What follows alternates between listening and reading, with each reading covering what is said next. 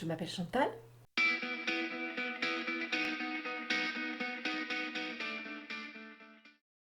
Une femme dynamique, dans le vent, assoiffée de nouvelles découvertes. Voilà, c'est ça en fait. Ça serait moi. Je suis encore aujourd'hui tout le temps dans mes rêves, hein, et j'ai toujours une espèce de petit nuage au-dessus de moi, ma petite lune là, qui est tout le temps avec moi.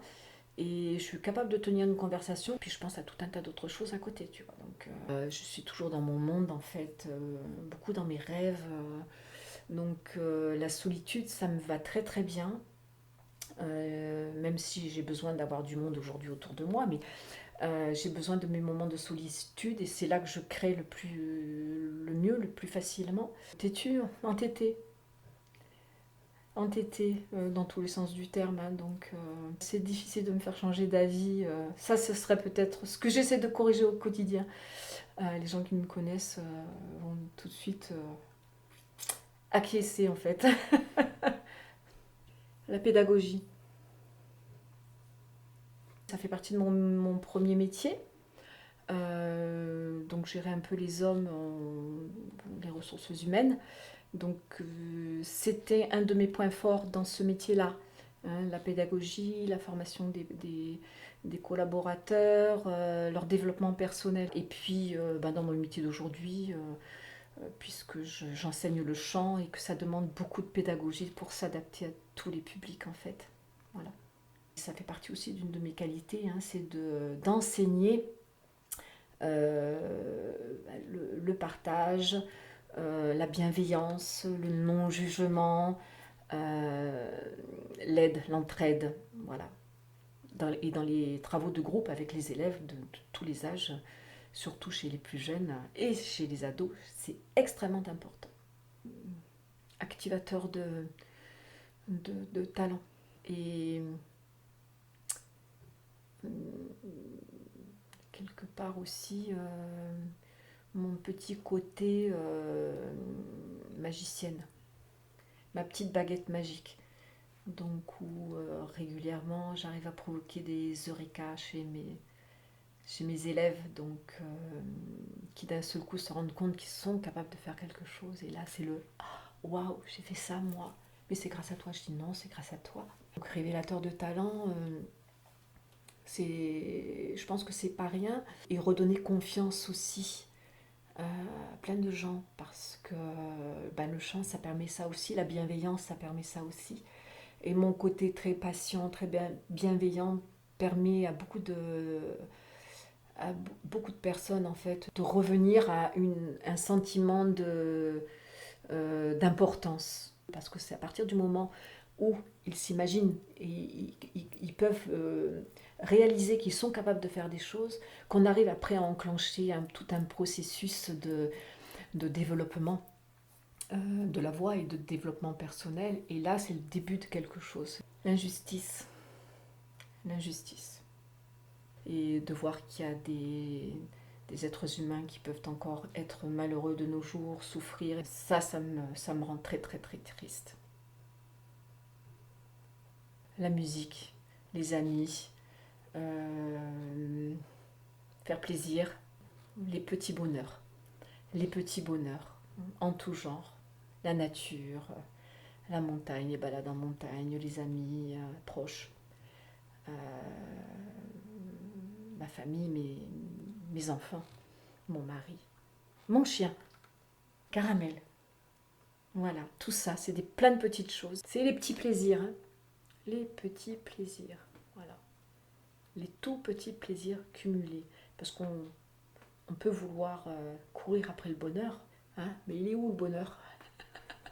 Quand je vais pas bien, et ben voilà, je fais de la musique.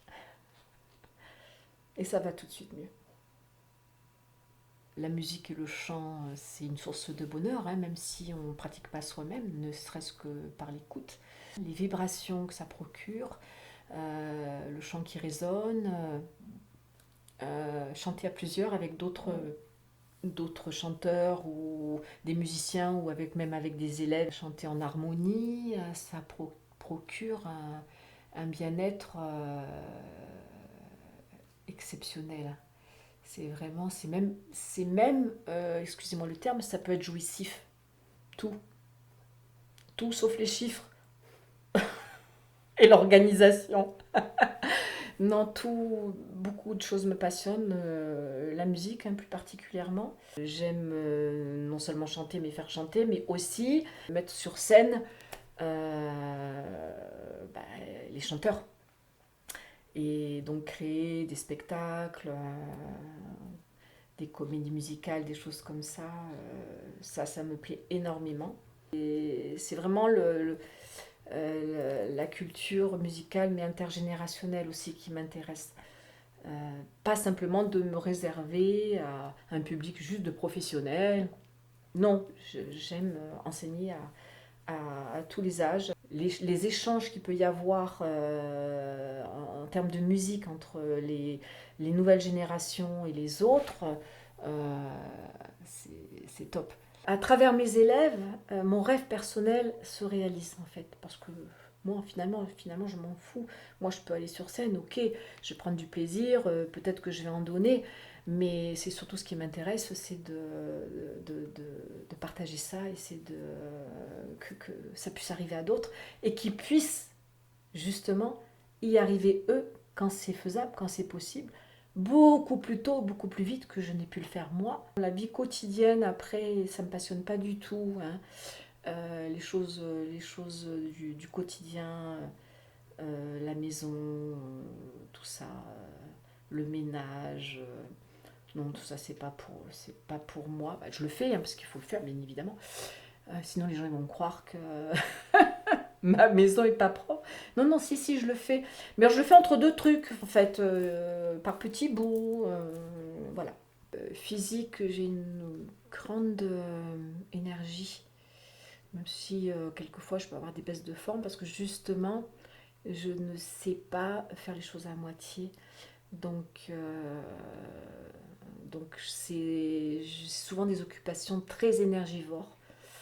Et donc, je peux quelquefois avoir des petits coups de mou. Force physique, oui, parce que j'ai toujours été active. J'étais grande sportive aussi, étant jeune. Donc, je suis tout le temps en mouvement, donc je ne me laisse pas aller. Voilà. Et au niveau du mental, je suis un bulldozer en fait. Donc, c'est difficile de me déstabiliser mentalement ou intellectuellement parce que j'ai une grande force à ce niveau-là. Ça me permet aussi de faire tout ce que je fais aujourd'hui, d'arriver à mener de front beaucoup de choses et d'arriver à des résultats. Tant que j'ai pas fini, quand je suis pas au bout, je vais pas pouvoir m'arrêter en fait. Hein, et, même encore maintenant, il m'arrive de passer des semaines, voire des mois, à quasiment pas dormir, parce que, voilà, jusqu'à 2 ou 3 heures du matin, je cogite et je prépare des choses, et ça peut durer des mois. Après, après des mois intensifs comme ça, je peux avoir des petits coups de mou, mais ça dure pas très longtemps. C'est ça qui est bien. C'est ça qui est bien, c'est que ça, en général, ça dure pas très très longtemps. Voilà, c'est mes grandes forces. L'être humain. L'être humain. Et l'être humain.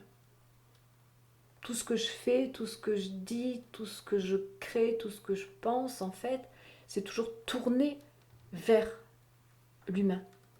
Et d'ailleurs, c'est pas pour rien que j'ai fait une grosse partie de ma carrière dans les ressources humaines. C'est que ça avait beaucoup, beaucoup d'importance pour moi. C'est des métiers qui sont très, très difficiles. Mais en même temps, c'est ce qui au quotidien, me faisait aller de l'avant. En fait.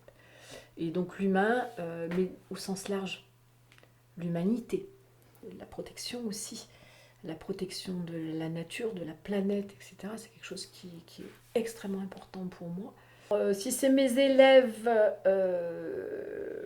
ils s'habituent très vite parce que je suis quand même assez dynamique et assez exigeante.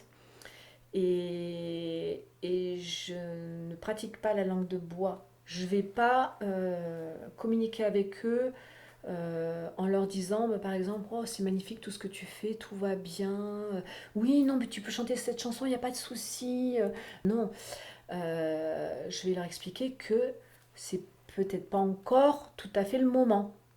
Et puis, bon, bah, après, j'ai une certaine forme d'exigence parce que je suis très exigeante vis-à-vis de moi-même. Donc, exercer ce métier avec des élèves, surtout quand on a des élèves en cours collectif, par exemple, où ça demande une certaine discipline. Je suis dynamique, je suis sympathique, je suis gentille, mais à un moment donné, il faut qu'on bosse. Donc, on arrive à bosser. Donc, de temps en temps, je pose un petit peu des coups de gueule, mais ils sont à l'habitude maintenant, d'ailleurs, ils n'ont pas du tout peur de moi. Et puis, la plupart du temps, ils sont habitués. Après, avec mes autres proches, j'ai pas forcément besoin d'avoir autant de filtres. Donc, je peux avoir un petit peu moins de patience ou je suis pas rancunière, mais je peux avoir mauvais caractère, je peux être chiante. Et puis râleuse, un petit peu râleuse dans la mesure où, enfin, surtout à la maison, euh, quand j'en ai marre de voir tout traîner, ouais, je vais râler. Je suis pas non plus quelqu'un qui va rester longtemps sur une désillusion, sur une déception, donc je vais aller de l'avant, je vais toujours aller de l'avant.